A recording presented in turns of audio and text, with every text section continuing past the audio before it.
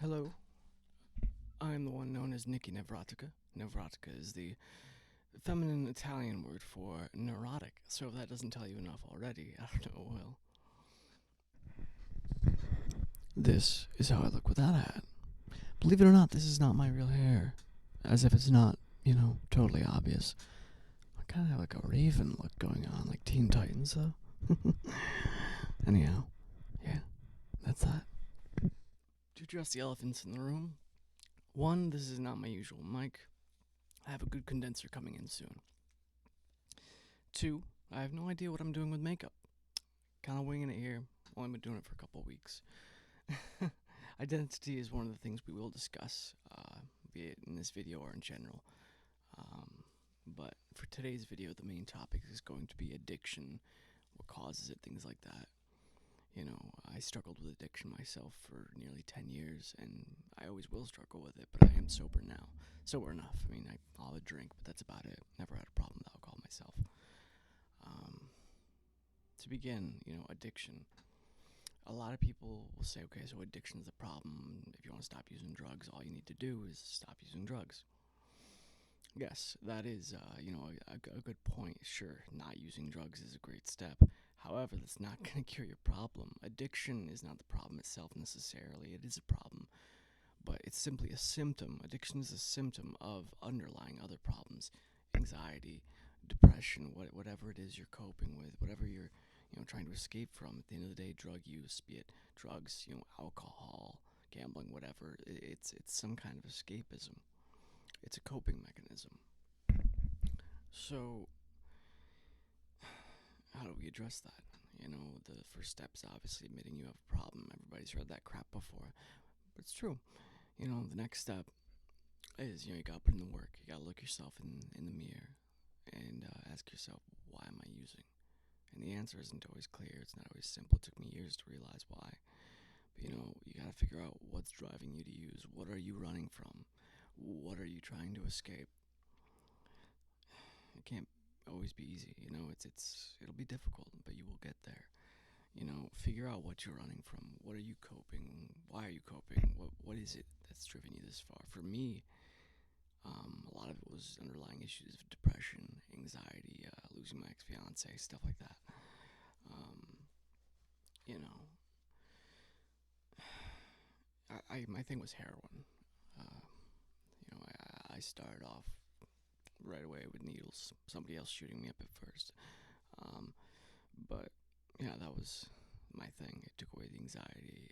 It numbed the pain. But none of that stuff is the answer. That's the thing. We're always running from something, always trying to escape something. And when you're using drugs, you're just suppressing your emotions. When you're using drugs, alcohol, whatever, you are not processing your emotions. You're not processing anything. You're just pushing it down. And the problem is, you take these emotions, you take these feelings, these things that bother you, you can push them down, pack them down more and more and more, deeper and deeper. But it's like a spring. The more you pack it down, the more it builds up, and it builds up energy, and that energy has to go somewhere, and eventually snaps and hits you back right in the face. It's gonna pop out and hit you square in the face. It will bite back eventually. Um, yeah, when you're not processing, when you're trying to escape from these emotions, when you're using whatever your drug choice or whatever it is, you're not processing your emotions. You're not processing your situation. And that can be a hard part. When getting clean, there's these two major things. One is it's all of a sudden you feel things again, and you have to face your feelings again, and you have to face reality again. That can be tough. And the other is, some people will say when you stop using, it's almost akin to like losing a loved one, or breaking up with a girlfriend or something like that, or a boyfriend, whatever. Um, because all of a sudden there's this absence in your life. You come to miss it. You miss maybe the camaraderie or the fun you had or this or that. But it's easy to forget all the bad stuff that happened. And the brain naturally romanticizes the past, but you have to remember the horrors that it caused, the things, the pain, the stuff you did, just how it tore you apart, how it changed you, how it hurt you, how you hurt others because of it. You need to remember that stuff. You'll have moments where it gets tough, but reach out to somebody, talk to someone. I mean, you don't have to go to NA or AA or whatever. If you want to do it on your own, do it on your own. If that's what works for you, that's how I did it. It's harder on your own, but I do recommend having someone to talk to, a close friend, sponsor, a therapist, anything. Sometimes certain people just need to talk things out and verbalize them to process them better, getting it off your chest. When we carry this weight around with us, it builds and it builds till it eventually breaks your back. It can be tough. Um, for me, another reason I use is like identity issues. If it's not obvious, I struggle with my identity. I don't usually dress like this in public or anything like that. I'm trying to be more myself.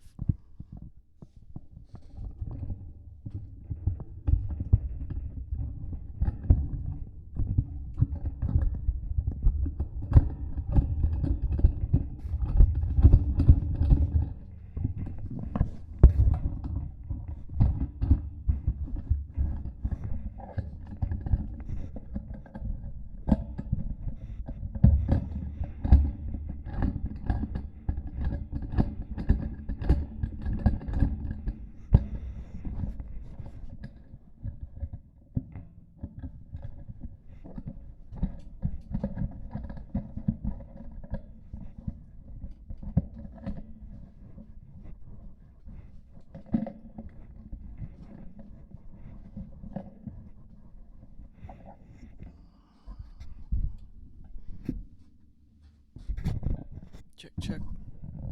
All right. Okay. Sorry. The microphone stand came loose. Had to fix that. Um, Identity. Yes. Sorry. That's where I was. Um, as it's clear, I struggle with my identity. You know, a lot of people do. Whether even if you're not, like me or whatever, it's just in general. Knowing who we are, what we are, why we do what we do, it can be tough. You know, but again, the biggest part of staying clean and being at peace was fixing the underlying issues, the depression, the anxiety. Learning to face myself, look myself in the mirror, and just process who I am, what I am, and be honest with myself. And this is part of it. Part of this channel is, attempting to be more honest with myself and put myself out there. This is like my method of a social transition, taking a baby step using the safety of the internet, which could backfire as well, depending who sees it. But you know, um, but yeah, it can be tough. But we gotta face ourselves. You can't keep running, because then you just hurt yourself more. You do more damage that way. Now, where do I start? For me, and this is just my personal experience. I couldn't stop right away. I had to kind of bring it down, which made it a bit easier. I started weaning myself off of things. I used less and less, and was consistent about it until it got to a point where I was using as little as possible, and then I cut it out. Just like quitting cigarettes or something. Smoke less, work your way down. Be safe about it. But because sometimes if you push yourself too fast, you'll just end up hurting yourself, because then you snap and you're like, oh shit, well, I'm just gonna get high as hell. Take it easy, take your time. There's no rush. There is time. Um, but yeah, from there, it can't hurt to get into a program of some kind. Whether it's like an outpatient therapy thing, inpatient, whatever. It's just do what works for you. Everybody gets addicted differently. Everybody gets high differently. Everybody gets clean differently. Everyone gets addicted differently. Everyone gets clean differently. It's just how it is. Um, it took me almost 10 years to realize, what I need to do, but you can do it. And you're not alone. There's resources and there's people out there. There's millions of people every day trying to do it just like you. And you're worth it. Don't think, oh, I'm nobody, I'm this, I'm a waste of space, whatever, because that kind of thinking, all it does is eat you alive. And that falls in line with the whole suppressing things. When we're not processing our emotions, when we're not looking ourselves in the eyes, and we're using, all these things you bury and these feelings we bury and hide, they build and they eat away at you like a cancer, like rust, and it just eats away until there's nothing left. You know, I know my information isn't anything new. It's just my personal experiences. You know, I started using around 18. I mean, I was using other stuff before then, but I started getting heavy into it around 18 after some stuff happened, and from there it took off. And here I am, 1 year sober, almost 10 years later. You know, and I'm just trying to be myself. You know, my aunt always told me, "To thine own self be true," and it's true. You know, you gotta be true to yourself, whether you're like me or you're anything, no matter what it is. Just be true to yourself. You know, when we hide who we are, when we put up on a facade, it's just, it's unhealthy. You know, it's like lies. Every lie you carry bears away, and the weight builds. You know, it accrues, and eventually it just destroys you from the inside.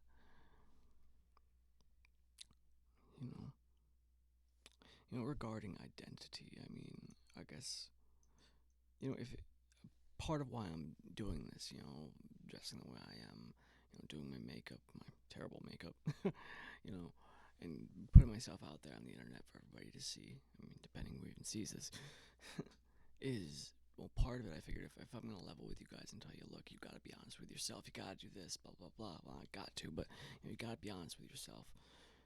This and that. What kind of hypocrite would I be if I was just bullshitting you all and didn't put myself out there, my most genuine self? And this is me doing that. You know, what's good for the goose? Um, yeah. It's addiction, drugs. It takes a lot from us. Not only does it damage you, but it damages those around you, those you love, those who care about you. There are things I did that I can never make up for. There are sins I can never repent for, things I can never undo. But you can't let that eat you alive. You have to recognize it, come to terms with it, and just do your best to make amends in any way you can. It's just the best way you can make amends for the things you did as an addict are to just live a better, peaceful, and happier life. Be caring, be kind, be genuine. And that's the best way you can honor those you've wronged. It's a process. Like I said, when you first get off the drugs, it's gonna feel like there's something missing. Whether it's in some cases, it's something as simple as just having something to do. You need to replace that with something new. You know, it'll feel like losing a girlfriend or whatever. You need to replace that with something, whether it's exercise. Exercise is great because you get the endorphins. Art, writing, anything. In regards to exercise, it's great because, like I said, there's the endorphins. Build a routine. You know, before you decide to get clean, you're probably regularly, copping your stuff and getting high regularly, and you have a schedule, blah blah blah. You know, replace it with something else. The best way to break a habit is to replace the habit with another one, a healthy one. You know, create good coping mechanisms. That's your best bet. In my case, I started exercising. It gives you a bit of a rush. It makes you feel physically better, mentally better, and it gives you a sense of accomplishment. Like, oh, I did something that I ran this much, I worked out this much. It fills that void a little bit. It makes you feel good, and chemically, it's just better for your brain and body. In some cases, a good idea is just take up a hobby. You know, learn something new. Like if you want to occupy your hands, occupy your time and your mind, best way you can do that, learning something new. Learn to draw, learn to paint, learn to I don't anything, a language, whatever. Learn something new. You gotta occupy that time. The old saying that idle hands are the devil's workshop, or whatever the hell it is. It's true. You've got to occupy your mind. You've got to occupy yourself. You sit around, you get bored. Next thing you know, you're gonna go, oh, guess I got high. You're filling that void. There's always a void that you're trying to fill. That's what it comes down to. You know? I mean, for me, just, writing was a big one. I write on the side. I wrote a book, blah, blah, blah. I'll get into that another day. Writing can be great, whether it's journaling or whatever, maybe writing about your experiences. And writing can be a great way to process something internally. Write out what happened, what you went through, your experiences, and it helps you process it. You think about it, For some people that's hard at first because it's a little too close to home with the experiences. But for me, writing really helped. I wrote about my experiences and this and that. You know, at the end of the day, I don't care who you are. If you think you have no one that loves you or nothing, but there is someone out there who would be impacted by your death. You kill yourself with those drugs or whatever, there is someone out there who will be impacted by it. It could be anyone, a loved one, a family member, a friend, someone you haven't seen since middle school, the cop that finds your dead body, whatever. Someone will be affected. And the thing is, like, people think, oh, well, when I die, the pain goes away, the suffering goes away. No, that's not true. I'm not talking about some afterlife stuff. What I'm saying is, all that pain and suffering you felt, the depression, the anxiety, all that pain, when you go and kill yourself with drugs or whatever, it doesn't go away. Look at it from a scientific perspective. Energy can neither be created nor destroyed. It has to be converted or go somewhere. So what happens to all that pain and suffering when you kill yourself off? It's transferred to someone else. Now those you love or whoever it is, now they carry that pain with them after you die. It's transferred to them. They bear the weight now. That pain doesn't go away. It just gets transferred to somebody else. Remember that. It's taking yourself out with this stuff is never the answer. It's that pain just transfers to somebody else. It doesn't go anywhere. I'm gonna keep this video short, but it's just the first video. I want to touch on the identity thing one last time. Like for me, a big important part of all this now, this past year, is just being true to myself, being who I am. In this case, stuff like this, or being honest with my family if I can. I know it's not easy, but the little steps. Just be honest with yourself. Look yourself in the mirror and just be honest. Be true to yourself. Be you. There's only one you. You're unique. There'll never be another. Cherish that. Flaunt it. Be who you are. At the end of the day, we gotta dig deep and do a moral inventory, as they say. And really tally up everything and look at ourselves. But, that's the first step. Admitting you have a problem, and then, just taking that moral inventory, see where you stand. Be honest with yourself, and just do what you gotta do. It's not easy.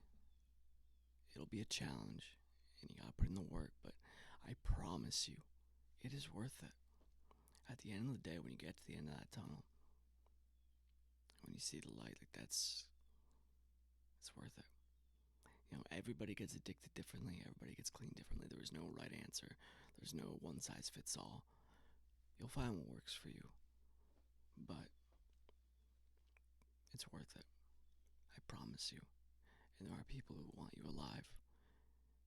And if you off yourself with this stuff, that pain ain't going nowhere. It's just gonna get transferred to somebody else. Do you really want that? To put that on someone? You are worth it. You have what it takes. If I can do it, you can do it. Talk to someone. Talk to yourself. Have a dialogue and just be true to yourself. That's saying they always say, meetings and crap, it works if you work it. Maybe cliche, but it's true.